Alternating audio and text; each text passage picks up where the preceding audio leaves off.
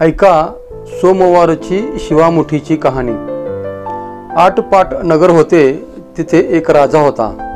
त्या राजाला 4 सुना होत्या, पैकी 3 आवडत्या होत्या तर एक नावडती होती। 3 आवडत्या सुनांचा तो चांगला सांभाळ करे, परंतु नावडतीला मात्र गुराख्याचे काम दिले, जेवायला उष्टे दिले, नेसायला जाडे भरडे दिले, राहायला गुरांचे बेडे दिले। पुढे श्रावण मास आला, पहिला सोमवार आला। राजाच्या नावडत्या सुनेची नागकन्या व देवकन्या यांच्याशी भेट झाली। तिने त्यांना विचारले, बाई बाई कुठे जाता?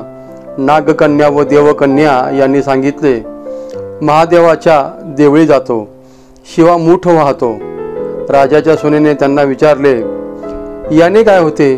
त्यावर नागकन्या व देवकन्या यांनी सांगितले, यामुळे भ्रताराची भक्ती होते, इच्छित कार्य सिद्धीस जाते, त्यामुळे मुले बाळे होतात, नावडती माणसे आवडती होतात, वडीलधारी माणसांपासून सुख व आशीर्वाद प्राप्ती होते। मग नागकन्या व देवकन्या यांनी राजाच्या सुनेला विचारले, तू कोणाची कोण ग? त्यावर राजाच्या सुनेने त्यांना सांगितले, मी राजाची सून आहे, मी पण तुमच्याबरोबर पूजेसाठी येते। राजाची सून नागकन्या व देवकन्या यांच्याबरोबर देवळात गेली। नागकन्या व देवकन्या वसा वसू लागल्या। ते सर्व पाहून राजाच्या नावडत्या सुनेने विचारले, काय ग बायांनो, हा काय आणि कोणता वसा वसता आहात? त्यावर नागकन्या व देवकन्या यांनी सांगितले, आम्ही शिवामुठीचा वसा वसतो आहोत। त्यावर राजाच्या नावडत्या सुनेने विचारले, हा वसा वसण्यासाठी काय करावे? त्यावर नागकन्या व देवकन्या म्हणाल्या, मुठभर धान्य घ्यावे, शिवराई सुपारी घ्यावी, गंध फुले घ्यावी, बेलाची पाने घ्यावी, मनोभावी पूजा करावी। हाती मुठभर धान्य घेऊन आणि मुखाने शिवा शिवा महादेवा, माझी शिवामुठ ईश्वरा देवा, सासू सासऱ्या, दिरा भावा, नंदा जावा, भ्रतारा नावडती आहे ती आवडती कर्रे देवा, असे म्हणून मुठभर धान्य वाहावे। संध्याकाळपर्यंत उपवास करावा, उष्टे माष्टे खाऊ नये, दिवसा निजू नये।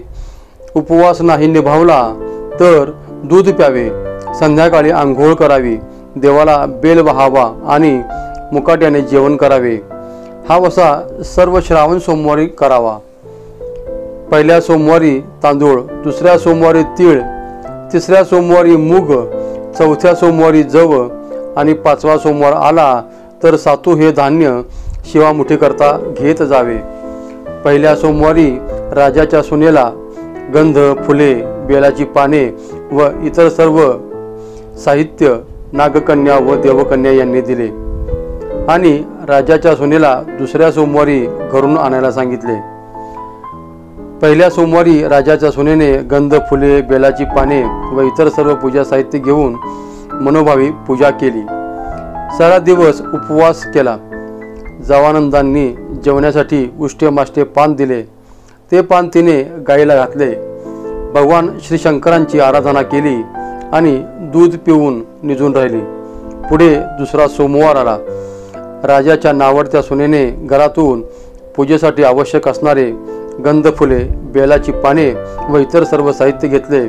पुढे रानात जाऊन नागकन्या व देवकन्या यांच्याबरोबर देवळात मनोभावे पूजा केली आणि शिवा शिवा महादेवा, माझी शिवामुठ ईश्वरा देवा, सासू सासऱ्या, दिरा भावा, ननंदा जावा, भ्रतारा नावडती आहे ती आवडती कर्रे देवा, असे म्हणून मुठभर तीळ वाहिले। सारा दिवस उपवास केला। भगवान श्री शंकरांस बेलाची पाने वाहिली, दूध पिऊन निजून राहिले।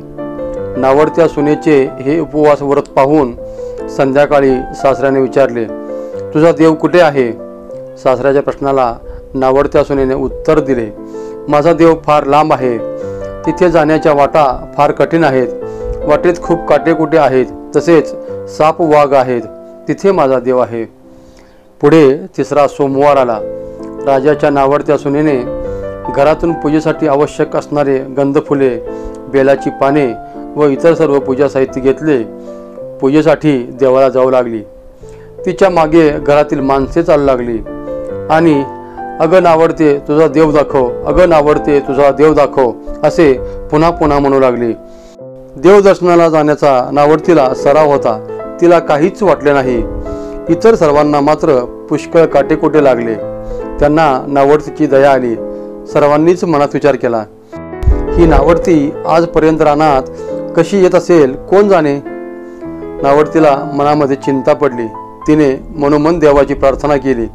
देवाला तिची करुणा आली. नागकन्या व देवकन्या यांच्यासह वर्तमान देऊळ सुवर्णाचे झाले. खांब रत्नजडितांचे झाले. हंड्या व झुंबरे लागली. स्वयंभू महादेवाची पिंडी झाली. सगळ्यांनी महादेवाचे दर्शन घेतले. राजाची नावडती सून पूजा करू लागली. गंध फुले वाहू लागली. नंतर मुठभर मूग घेऊन शिवा शिवा महादेवा, माझी शिवा मुठ ईश्वरा देवा, सासू सासऱ्या दिरा भावा, ननंदा जावा, व्रतारा नावडती आहे ती आवडती कर रे देवा असे म्हणून तिने ते मुठभर मूग शिवाला वाहिले आणि मनोभावे नमस्कार केला. राजाला मोठा आनंद झाला. नावडतीवर प्रेम वाढलं. तिला तिचे दागिने घालायला दिले. खुंटीवर पागोटे ठेवून तो तळे पाहायला गेला. नावडतीची पूजा झाली. पूजा झाल्यावर सगळी माणसे बाहेर आली. इकडे देऊळ अदृश्य झाले. तळे पाहून राजा परत आला. माझे पागोटे देवळी राहिले असे म्हणत तो आणायला देवळाकडे गेला. पाहतो तर काय, तिथे एक लहान देऊळ आहे. तिथे एक पिंडी आहे. वर आपण केलेली पूजा आहे. जवळ खुंटीवर त्याचे पागोटे आहे. तेव्हा त्याने सुनेला विचारले, हे असे कसे झाले.